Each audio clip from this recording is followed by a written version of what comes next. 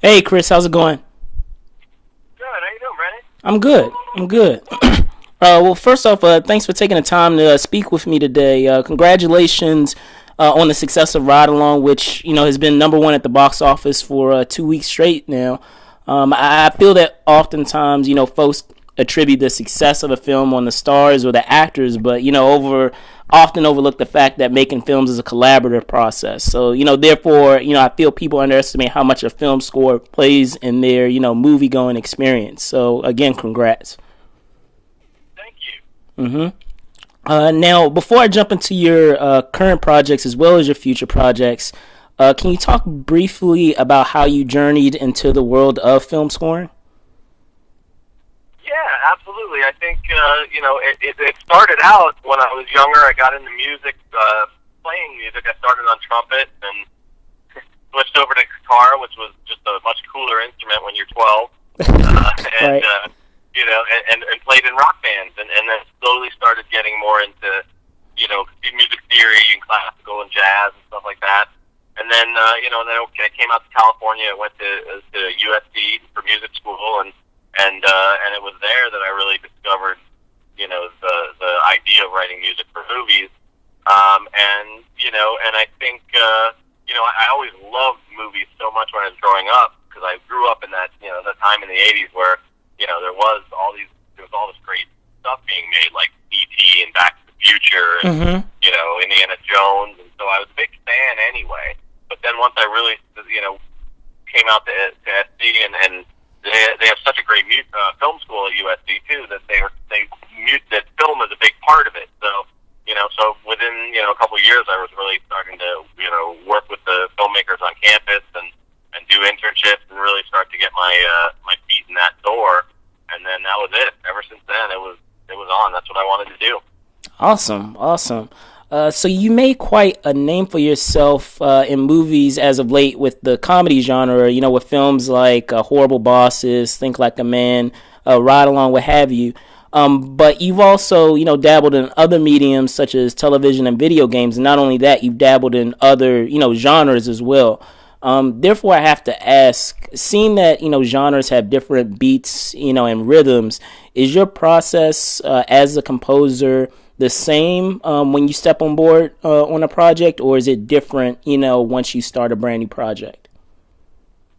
I mean, the process is the same from like a long view, which is first thing I do is find out what the directors and producers want, and in terms of telling the story and what kind of instruments and what kind of pacing and vibe, and then after that, then I start to get into what's appropriate for the movie.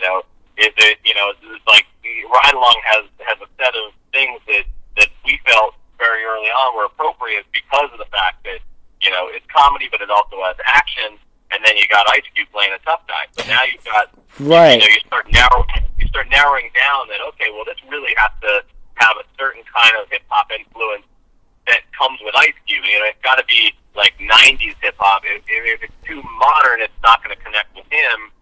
The way if it was different. If it was like a Jay Z thing, then it would be different. But it's like because it's Cube, it's got to sort of fit in that pocket. And I kind of do that with every movie to figure out what's the right kind of instrumentation and sound and tempo for the characters that are in this film.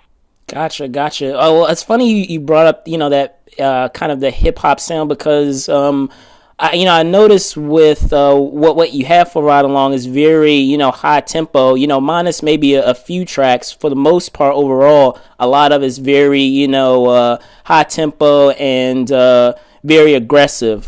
So would you say that it's more that your what you were after was more character driven, or would you say it was more thematic for some of the themes that they had in the film?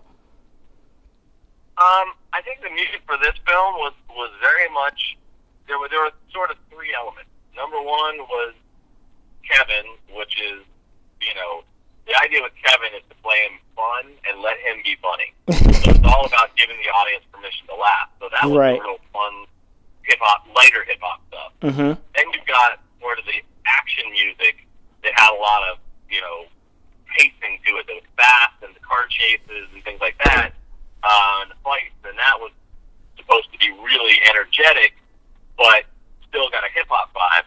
But then you've got sort of the actual crime part of it, the fact that they were trying to break up an arms deal, and they were out on patrol, and we wanted to play Cube as like one of the toughest cops anyone's ever seen. So that was sort of slow and dark and had a laid back groove to it to play his personality. So there was really all three of those.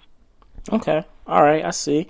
Now, as mentioned before, you worked on the comedy Ride Along, which is your second collaboration with director Tim Story. So can you discuss, what it is about your relationship with Mr. Story that allows you to mesh or work well together? Because from my understanding, you're set to collaborate with them for a third time on the upcoming Think Like a Man 2, right? I am, and he's one of my favorite people. I love him, and I love working with him. He's such a great director because he doesn't over control. He doesn't micromanage. He lets people do what they do best, but he also knows what he wants, and he'll let you know if it's not going in the right direction, and he'll steer you without getting too involved in your part of the process, whether you're the composer or the editor or whatever. It's really a great guy to be collaborating with because of that sort of personality. So I'm so lucky to have worked with him a couple times, and the fact that he wants to keep going, I'm thrilled. So he's one of the best directors I've worked with. He's really great. Terrific. So in addition to Think Like a Man 2, in terms of your future projects, will you continue to work, on franchises that you worked on, before, like maybe, the Marvel one-shots or even Mass Effect 4, or, will your upcoming projects be mostly brand new properties? Well, I'm going to do looks like I'm going to do the sequel to Horrible Bosses, which will be out in the fall. So that's Okay. Horrible Bosses 2, that'll be coming up. And then, finish Revolution and Supernatural for this season. And Right. then, they've been talking about maybe doing a Marvel Agent Carter series based on the one-shot. So that may happen. Okay. And then there's a couple other things in the works, but aren't set in stone yet. All right, cool. Well, thank you so much, Chris. Thank you for your time. And again, like I said, congrats on Ride Along, and, good luck to you in your, future projects. I look forward to, hearing the music from it. Oh, great. Thank you so much. Thanks for listening.